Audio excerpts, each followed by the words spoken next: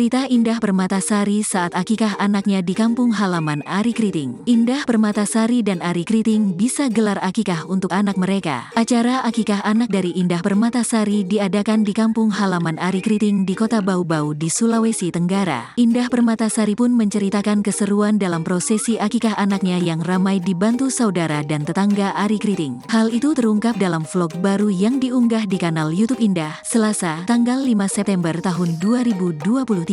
Pada awalnya, Ari Kriting menjelaskan bahwa mereka menyembelih 2 ekor kambing untuk akikah sang bayi. Kalau laki-laki potong 2 ekor kambing, kalau perempuan 1. Alhamdulillah ini kita sudah menjalankan syariat, beber Ari dalam vlog tersebut. Keluarga dan tetangga Ari tampak sibuk memasak dan mempersiapkan acara tersebut. Ari sendiri membantu menurunkan kursi plastik dari mobil bak terbuka. Indah pun turut memuji sikap gotong royong tersebut. Seru ya, besok udah acara, jadi ini semua rame-rame. Ada Kak Aji, Oncok, Bait, ibu-ibu tetangga. Jadi, apa ya, gotong royongnya